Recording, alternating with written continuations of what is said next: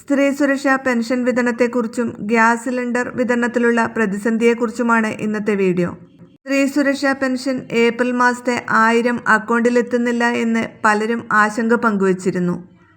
സ്ത്രീ സുരക്ഷാ പെൻഷനിൽ അപേക്ഷ വെച്ചിട്ടുള്ളവർക്ക് 2 മാസത്തെ ഗഡുക്കളാണ് ഇതുവരെ ലഭിച്ചിട്ടുള്ളത്. ഏപ്രിൽ മാസത്തെ തുക വിഷുവിന് മുമ്പ് നൽകുമെന്ന് പറഞ്ഞിരുന്നെങ്കിലും പലർക്കും ഏപ്രിൽ മാസത്തെ ഗഡു ലഭിച്ചിട്ടില്ല.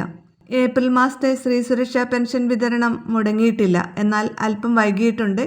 എങ്കിലും ലഭ്യമായ റിപ്പോർട്ടുകൾ അനുസരിച്ച് ഏപ്രിൽ മാസത്തെ പെൻഷൻ വിതരണം അടുത്തയാഴ്ചയോടുകൂടി ആരംഭിക്കുമെന്ന് തന്നെയാണ്. മെയ് മാസത്തെ പെൻഷൻ വിതരണവും മെയ് മാസം അവസാന വാരത്തിൽ ഉണ്ടാകുമെന്നാണ് സൂചന. അടുത്ത അറിയിപ്പ്: സംസ്ഥാനത്ത് പാചകവാതക വിതരണം വീണ്ടും പ്രതിസന്ധിയിലായി. സിലിണ്ടറുകളുടെ ലഭ്യതക്കുറവും ബുക്കിംഗിൽ അനുഭവപ്പെടുന്ന കാലതാമസവും സാധാരണക്കാരായ ഉപഭോക്താക്കളെയാണ് ദുരിതത്തിലാക്കുന്നത്. സിലിണ്ടർ ബുക്ക് ചെയ്താൽ 2 ആഴ്ചയിലധികം കാത്തിരിക്കേണ്ട സാഹചര്യമാണ് മിക്കയിടങ്ങളിലും ഉള്ളത്.